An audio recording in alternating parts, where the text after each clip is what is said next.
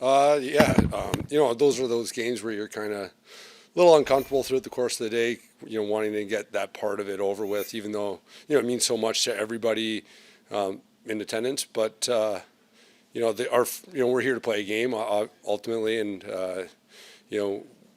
it's kind of a little bit of a distraction, to think about. But, it's one of the things where you'll look back and be very proud of that moment.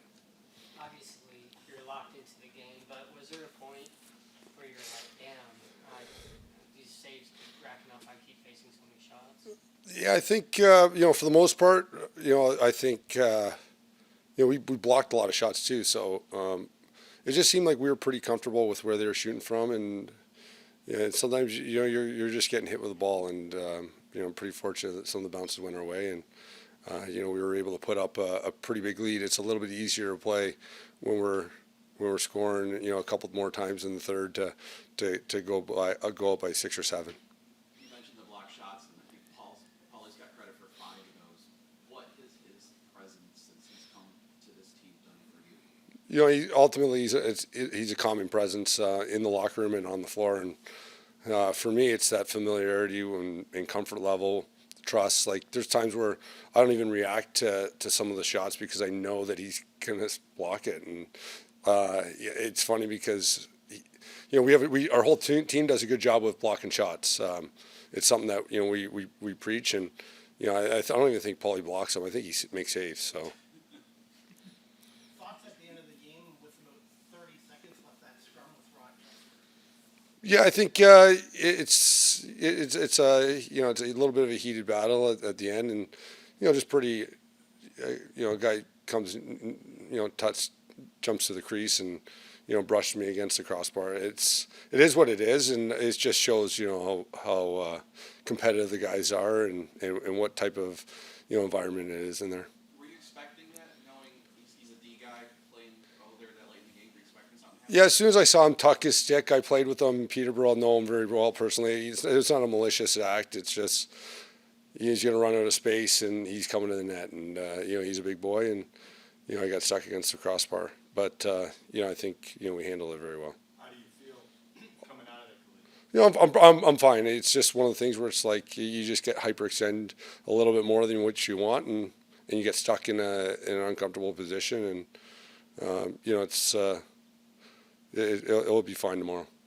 Matt, you've played 180 minutes as a team this year. You've trailed in 6 minutes of them.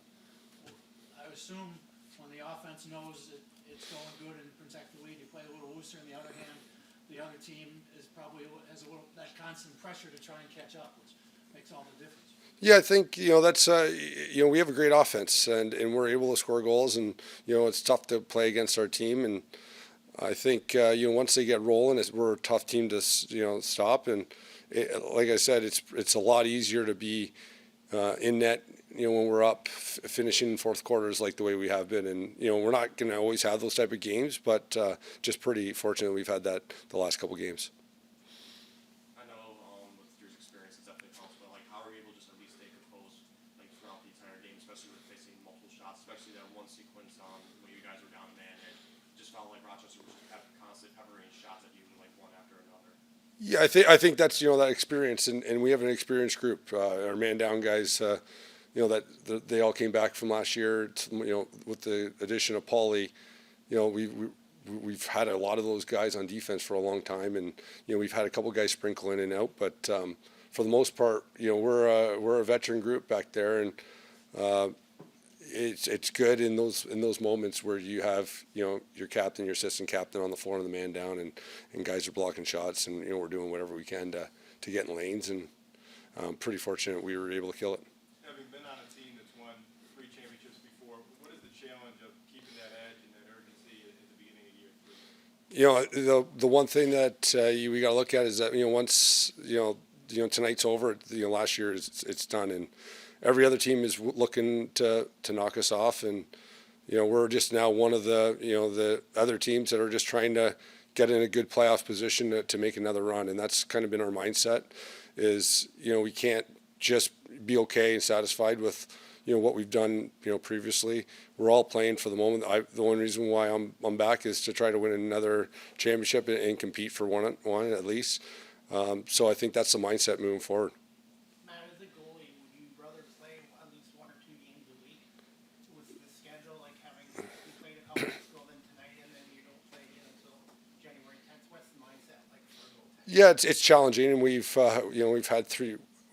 It's like we're going to be on a third bye week in 6 weeks, so it's tough. Looking down at that stretch, but I think it's one that we kind of got into last year, where we went through a lot of our bye weeks early, and it's just the way I think the schedule works out for a lot of teams. Is bye weeks are early, and they're never going to be when you want them, and we just got to hopefully we get going and get in a groove later on as well. How do you maintain that determination, especially going tonight with ceremony, banner being raised, and then try not the rest of them not get too comfortable and play relaxed? It's challenging, but we have a group that we expect guys to put in the effort and away from the game, and that's kind of relying on that veteran leadership, and it's most of our work is done Monday to Friday when we're not with each other, so we're going to expect everybody to continue to do the same.